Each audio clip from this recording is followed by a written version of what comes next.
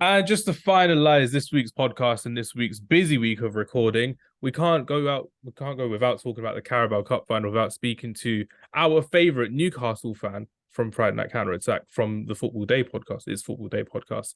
It's Football Day, isn't it, Lewis? It's football day, yeah. It is Football Day. It's Football Day. Yeah, but honestly, I was like, if there's ever a Newcastle fan I need to speak to, it's Lewis from It's Football Day. And as someone who I think you're probably going to be the only fan on Sunday. If you do lose to Man United, I will genuinely feel sorry for you. Any other Newcastle fan, I couldn't care less. But because it's you, you're a nice guy. I'll happily message you condolence. I'm not going to say anything like that. It's not going to happen. Appreciate it, though. Appreciate I it. just jinxed it for Man United. We're going to lose 3-0 to to Newcastle. Karius Masterclass coming up. But Lewis, it's been a while. How have you been? It's good to see you. Been good. Obviously, I'm having one of the best seasons as a Newcastle fan. I haven't felt this good about Newcastle since the days of like Ben Arthur, Kabay, Papis Cisse, Demba Ba, which was just over 10 years ago now. So yeah, it's a great feeling. Obviously, look, we're only halfway through the season, so there's still a long, long way to go. But I genuinely couldn't be happy with how this season has gone. You know, pushing for top four, our first final since 1999 is just unbelievable. I'm looking forward to this game against Newcastle as well. That's the whole point of kind of learning from your point of view as well, because we can sit here as casual fans of just the Premier League and think, oh yeah, this would be pretty good to see how Newcastle do over the next couple of weeks. But I think one thing before we get into the preview for the Carabao Cup final is how Newcastle haven't been in European competition this season. It's just got them from just mid-table all the way to the top four consistently this season. I think that's been a big factor in Eddie Howe's growth this season for Newcastle United. What do you think, Lewis? Yeah, definitely. Obviously, it really helps with when you look at the squad depth we have, it isn't a massive squad. Like I when was you look still at the annoyed you got rid of Chris Wood. Sorry to interrupt. I like Chris Wood at Newcastle. I thought he fit the bill perfectly as a third choice striker. He was Oh a no, I'm glad fantastic he's player. gone. I'll be honest. I'm glad he's gone. But yeah, our squad depth is very minimal. So like you look at the players we bring on and the 60th, 70th minute, it's Jacob Murphy, Matt Ritchie, like not players that you see as a top four, top six team. Matty So Target, long stuff. exactly, yeah. Whereas, you know, the big six, as the traditional big six, as it were, they've I got call them the incredible big squad five depth. and Spurs because Spurs Huh? don't deserve. I call them the big five and Spurs. I don't like putting Spurs in the top six. Well, a lot of to be fair, they ain't won anything, so yeah, Exactly. you kind of got to go with that. But yeah, with those teams, their squad depth is incredible, but they're having to play so many games. We're lucky in the fact that we haven't had any European competition whatsoever. You kind of see it like when teams have like a rebuild. You look at Arsenal a few years back, no cup competitions at all, and then they were pushing really hard the next couple of seasons after. Chelsea had that a few years back, no Champions League football. So it really does like affect the team as a whole, not having that football because you want to fight to get it more. You're fresher every day, every time you play a Premier League game. So I think it's definitely benefited us. But if we are lucky enough to get European football in the form of Champions League or Europa League, we need a better and bigger squad as a whole. Definitely. Right, let's go straight to the Carabao Cup final. Elephant in the room here, Lewis. No Dubravka, who I think is a very good goalkeeper after seeing him at Old Trafford. Man United against Aston Villa. I quite enjoyed Dubravka. I don't get why you got him back within 6 months. That made no sense to me. But no Dubravka and obviously no Nick Pope as well for the Carabao Cup final. How is it looking as a Newcastle fan from your side with Karius or Mark Gillespie turning up in goal for you in a cup final, Lewis?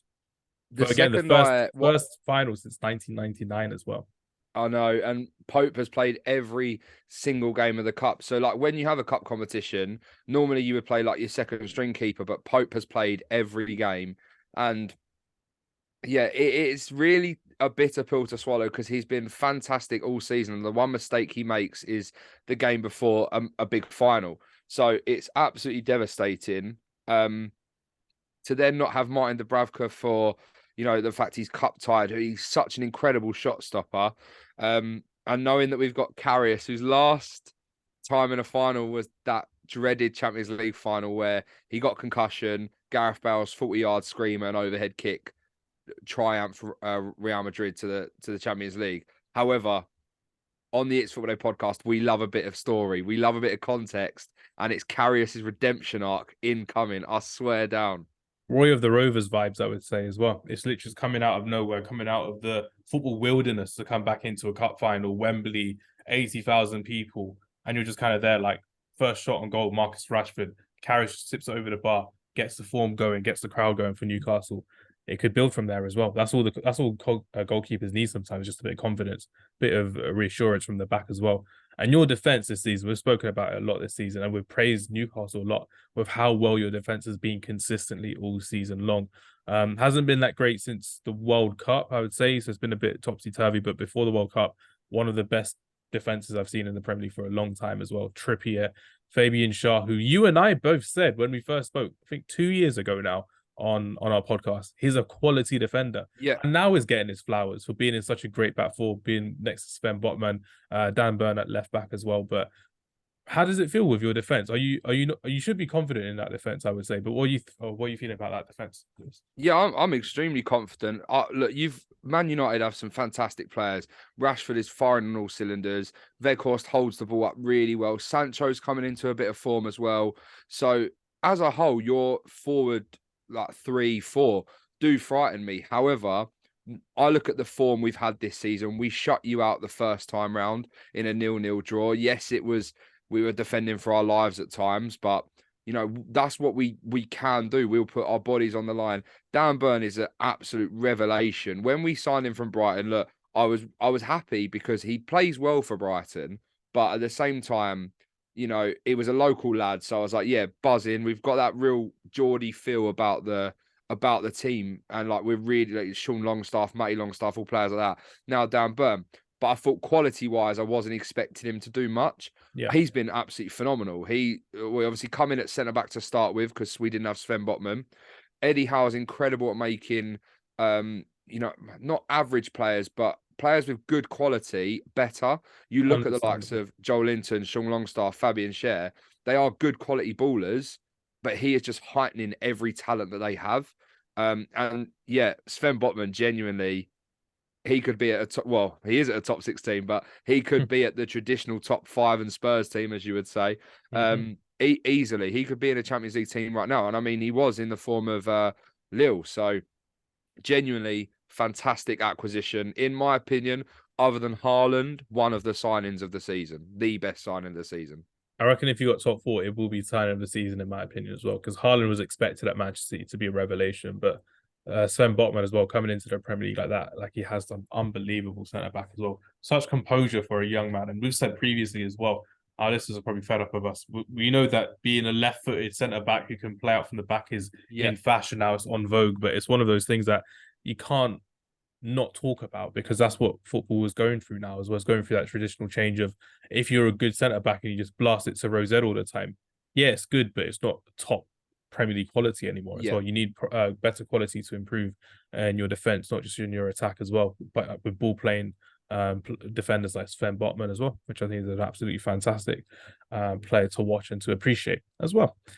Now let's go into your midfield.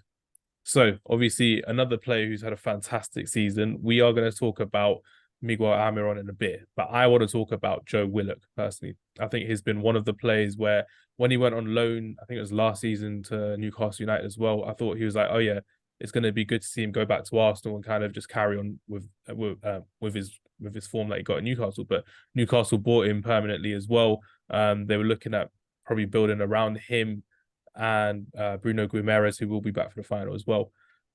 Again, just for the people who don't really watch Newcastle week in, week out, how is that midfield free work for you of Joel Linton, Bruno Guimaraes, and Joe Willock? Because we've seen without Bruno Guimaraes as well, it's not the same. It's not the same quality. There's not the same composure as well. But what have those three kind of brought for Newcastle United this season, from your point of view?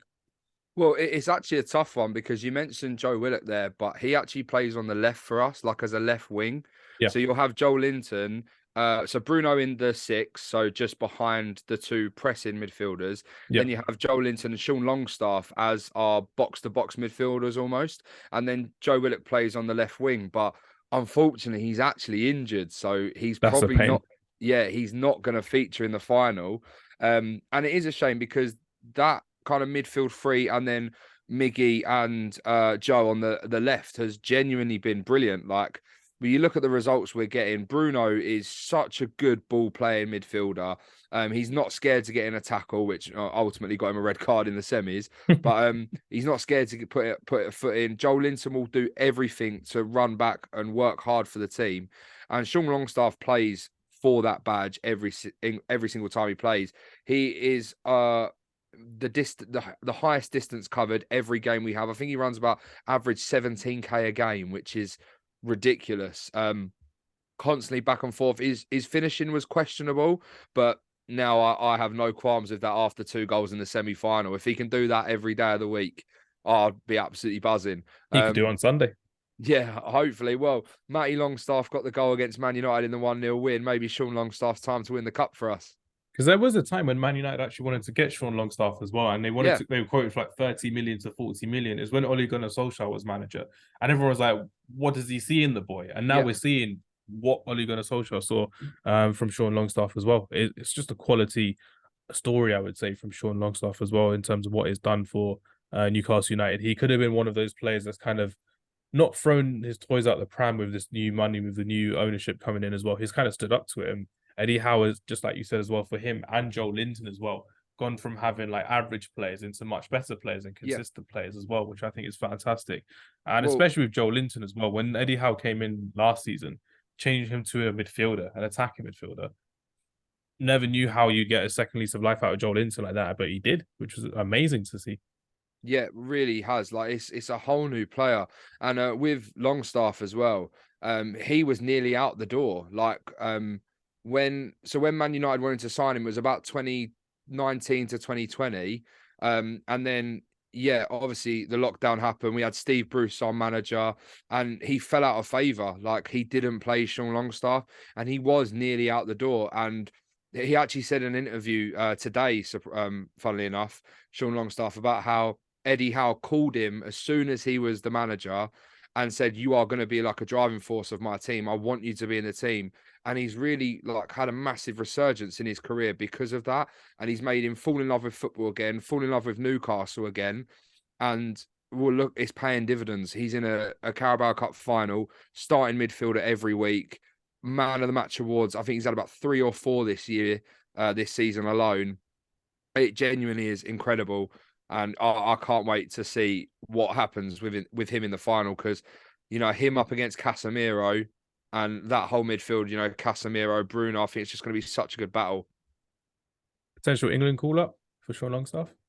I think he could get there, but midfield is such a difficult position because I look at who else is in there. Obviously, he could be the one that replaces a retired Jordan Henderson, maybe.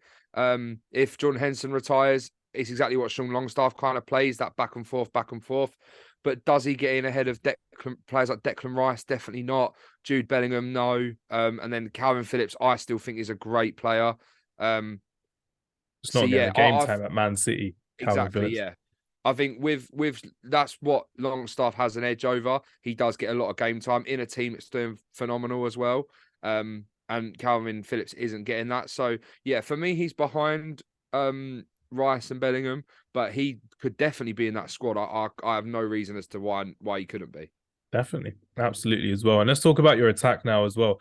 So obviously it was my mistake. I've always just seen Willock drop into midfield a lot more as well, but he was kind of that floating midfielder as well. But let's talk about Wilson. Let's talk about Isak, who I think is going to be a fantastic striker for you in the future as well.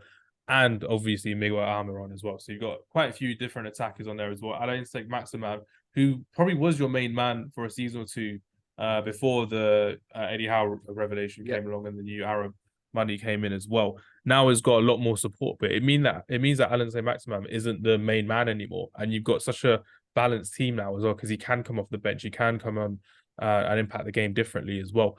How do you see you starting against Man United? Do you think we'll be a Saint-Maximin Wilson or Saint-Maximin Isak Almiron front three? How do you see it going, Liz? I can see it being a Wilson up top with Almiron on the right and Saint-Maximin on the left. I think there is no way Eddie Howe can drop Saint-Maximin after his performance against Liverpool. Yes, we lost 2-0. Yes, we went down to 10 men, but the man of the match, if it's not Alisson for keeping them in it, it was Alan Saint-Maximin. He was incredible in that game. He really played fantastically well. He drove us up the pitch when they should be dominating that ball with the fact they had a man advantage. And he drove us up that pitch. He had a couple of great pop shots that, were narrowly saved by Alisson. I can't see how you don't play him. And then a question is Callum Wilson 100% fully fit over Isak? I think we will play Wilson. I think even a 75% fit Wilson would be better against Martinez and Varane, because he's done it already early in the season, bullied Martinez in that game. Despite obviously keeping a clean sheet, he was all over him. We should have had a penalty in that game, I do believe, but at the same We time, should have had several as well, and a goal.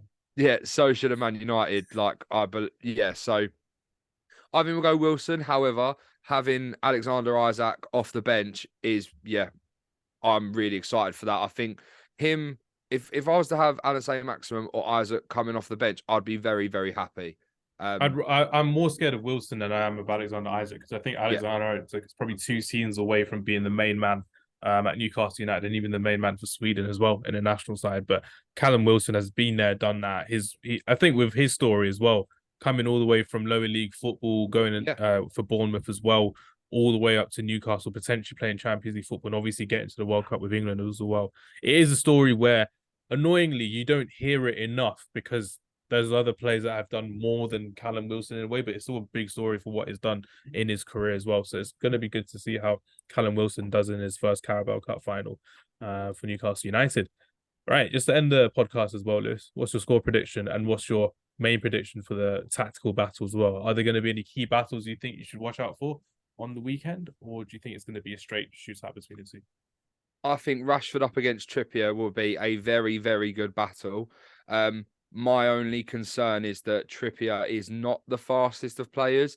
He's got a lot of yellow cards this season from a man getting past him and him taking him out, or, a clumsy challenge because a player's too quick for him, like getting the ball round him. But I think that'll be a very good matchup. All I can hope for is no early yellow cards, because with a dangerous attack that you can come at our defence. So I don't want any early yellow cards. I think it'll be a very, very good game. Do you know what? I'm not even nervous about it now. I'm just excited for it. I'm just going to embrace the moment. I'm not specifically going to the game, but I will be around the Wembley area. Hopefully celebrating after, but kind of getting the atmosphere, soaking it in. The first final we've had in absolutely ages. So I just want to be in that atmosphere. And if you're going to push me for a score prediction, I am going to go with 2-1 after extra time to Newcastle. Ooh. I think it'll be 1-1 going into full time. A Rashford and Callum Wilson goal. I genuinely think it'll be a tale of two really hot informed teams just going at it for 90 minutes. And then, it will go to 120, and Sean Longstaff's going to get the winner in the 118th or something. Something odd like that. Huh? It's going to be something odd like that. I was predicting a 3-2 as well into extra time as well. That's why I went straight away. We know it's going to go the distance, because that's how we're both going to be playing. We're going to go hammer and tongs at one another as well in this cup final. And it's Man United's first cup final since 2021 against Villarreal. And we've lost a lot of our previous cup finals as well. So it could be our first win of a trophy in 6 years as well. So the desperation for Man United is there, but obviously the excitement and the jubilation will be there for Newcastle United as well. And I think playing as the underdogs for Newcastle will play into your hands as well. Yeah. Eddie Howe can take that into his stride, and Newcastle United can take it into their stride as well. And you'll bring an army down from the northeast of England as well onto Wembley Stadium, which would be absolutely crazy. And it will be a fantastic atmosphere for Sunday evening as well, which will be good fun. Yeah, you're right. You can't be nervous about these games. You can only be excited about these games as well, because that's how it is at the end of the day with football and with this cup final. Exactly. If you asked me at the start of the season, would you take a Carabao Cup final but you lose it? Yeah, I would, because I didn't know where we were going to be at the start of the season. I predicted we'd be top 8. I didn't think we'd be anywhere near where we are right now. So everything we do from here is amazing. Obviously, you want to win it. I'm not saying I want to lose it, but how far we've come as a season and as a team is genuinely just incredible. So I'm happy to be there. I want to win it. I hope we do win it, but you know, we'll just have to see how it goes. But I'm bloody excited for it. I'll tell you that. Best way to end it. But no, everyone, thank you very much for listening. Lewis, it's been a pleasure to speak to you once again, my friend. You need to come back onto Friday Night Counter Attack a lot more now for the rest of the season. Need more cameo appearances from you over the season. Yeah, especially whilst Newcastle were good as well. Yeah, well, give me a couple of years. You won't want to talk to me when we're finally scrapping relegation. That's why I want you now as well. That's why I want you whilst you got the money and you got the hype about it as well, which is good fun. But where can everyone find you if they do want to hear more from your podcast as well, Lewis? Yes, you can find us on all streaming platforms. So Spotify, Apple Podcasts, Google Podcasts. It's Football Day. If you want to follow us on Instagram and Twitter, we're pretty active on there. That is It's Football Day _. So yeah, interact with us, follow us. We are always posting content, like kind of polls and stuff like that. So feel free to get involved. And we have an FPL league that has an 80-man deep at the moment, and the winner gets a Premier League shirt of your choice for the new season. So if you think you're doing well, pretty sure you can still join it, and it's on our Instagram. I think I'm like 38th on your league as well, which is worrying. I'm like 9th at the moment. I'm pushing the top 10. I'll take it. I've realized since hosting my own FPL leagues, I'm not very good. Like, I think I'm good, but I'm not. So I'm just like, yeah, there's no more prizes anymore. So it's not for us. Sorry, everyone listening, but yeah, no prizes from us. We're broke at Friday Night Counter Attack. Actually, because I spend money on football tickets more than anything, but it is what it is. But no, everyone, thank you very much for listening. Lewis, thank you for your time as always. It's a pleasure. We'll speak to you next time, and we'll see you later.